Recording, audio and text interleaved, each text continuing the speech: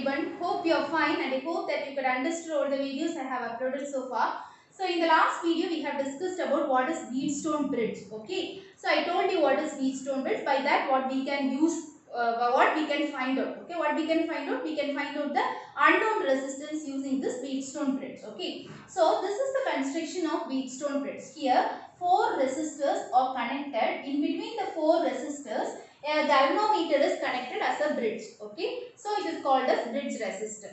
Wheatstone's bridge. It was designed by Wheatstone. Okay, and I told that there is a condition for the Wheatstone bridge, that is balance condition. When it reaches the balance condition, we can find out the unknown resistance. Okay, so when it will be balanced? That also I told. When it will be balanced, when these 2 points are at same potential, there will not be any current flow. When these 2 are same potential, there is no flow. When there is a potential difference, it will flow. Okay, so this potential B and the potential at D should be same. Okay, in order to obtain the condition, I told that R1 by R2 equal to R3 by R4. This is the balanced condition, right? In order to obtain this condition, we have a condition that B and D should be at same potential. At that time, what happens?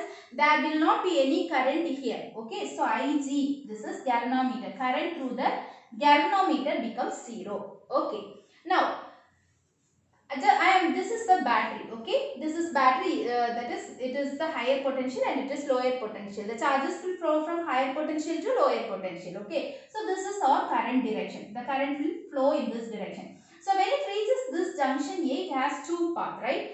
This is one path and this is one path. So the current is getting distributed in these 2 paths. It is I1 and this is I2. When it comes here, again there are 2 paths. One is this galvanometer, that is through the galvanometer, and the other one through this resistor. So I3, this is Ig. Okay. Then when it comes here, okay, this current is going here and it is flowing through this direction. This is I4. Okay. Now, what I am going to do is I am going to take this condition so that I can find out the unknown resistance, right? So in order to achieve this condition, I am going to apply Kirchhoff rules and I am going to prove this. Okay, using this we can find out unknown resistance. I am trying to prove it. This is the proof for this one. Okay, so apply KCL means Kirchhoff current law at the junction B. Okay, what I am going to do? I am going to apply KCL. That means Kirchhoff current law at this junction B. What is Kirchhoff current law? That is first law. Current entering is equal to current leaving. Okay, or total current at the junction. Algebraic sum of all current at the junction is equal to 0. Okay. Now let us take the current entering is equal to current leaving. What are the entering currents here? I1. Okay. Current entering. Is there any other current entering? No. All other currents are leaving. So current entering is equal to current leaving. Okay. Leaving currents are I3 and Ig. Okay. Already I told you that what is Ig? When these are at same potential, I am discussing about balanced condition. So Ig becomes 0. So when Ig becomes 0, I can write I1 equal to I3. Okay. Then similarly, you apply Kirchhoff current law at the junction B. Okay. Here also, what are the current entering? This is entering. I2 is entering here. Again, Ig is entering here. Okay. So current entering is equal to I2 plus Ig. Which is the current leaving here? I4 is the current leaving here. Okay. And I also know that what is Ig? At balance condition, Ig is equal to 0. So I2 is equal to I4. Okay. When it is balanced. Okay. Now, let us apply Kirchhoff voltage law. What is voltage law? It is also called as loop law. We can apply it in loop. Okay. Now I am going to select a loop. Loop is, there are 3 loops are there. This is one loop.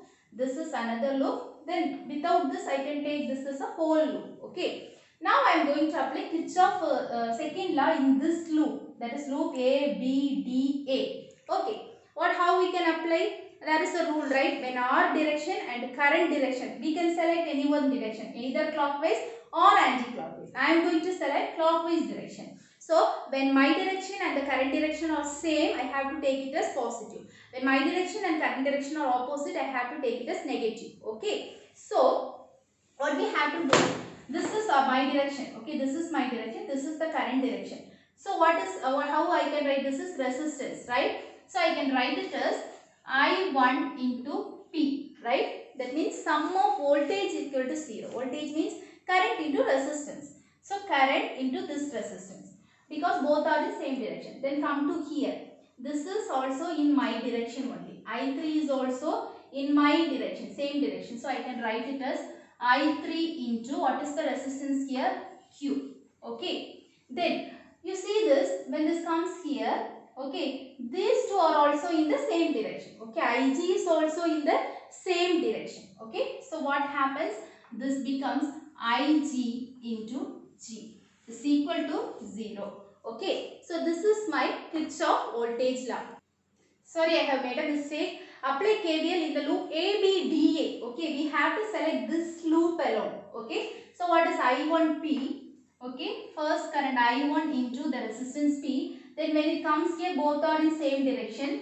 So plus Ig into the galvanometer. The resistance here is galvanometer. Okay. Then when it goes here, you see B வந்து D போகுது இல்லையா? Both are in opposite direction. So I have to take it as negative sign I2 into R. Okay. That is equal to 0. Okay. Clear?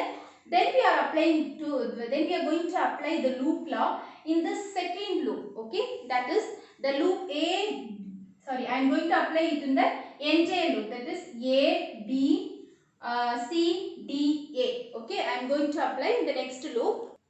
So in the second loop, okay, I am taking this loop, okay.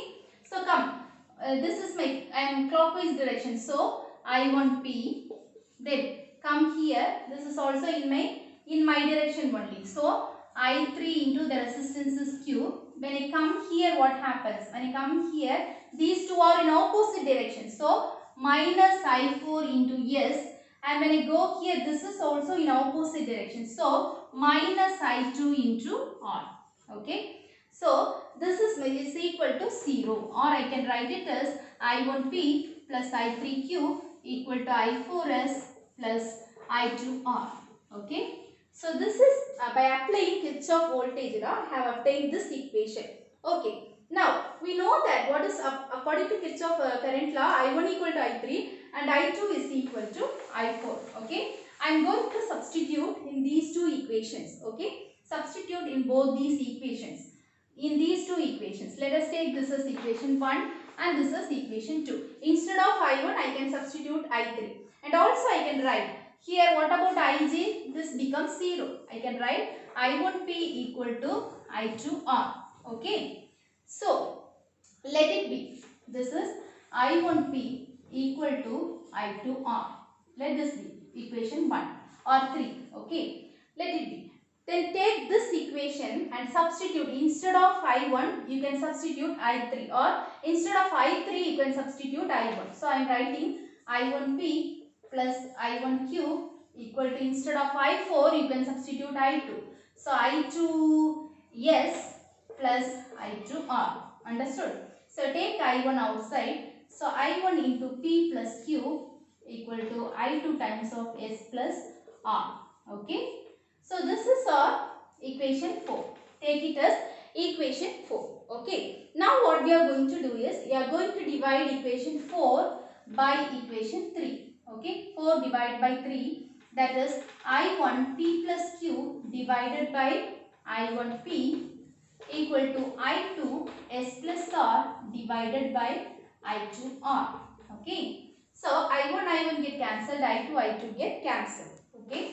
So what about my equation now? P plus Q by P equal to S plus R by R. So I can write it as P by P 1 plus Q by P equal to S plus S by R plus R by R becomes 1.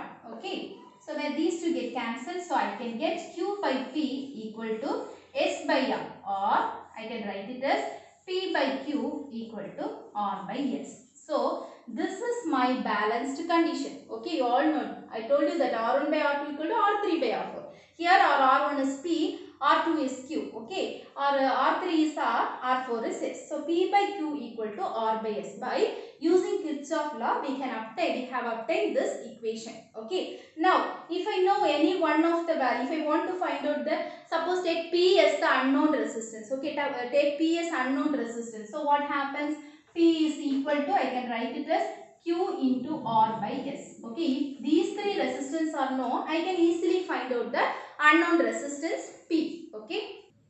So only under this condition the galvanometer shows zero deflection. ஏனா இதுதான் balance condition.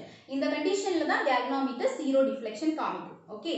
So this is about Wheatstone bridge and this is a very important 5 mark question. Okay, note it down. It is a very important and easiest 5 mark question. So please concentrate on it.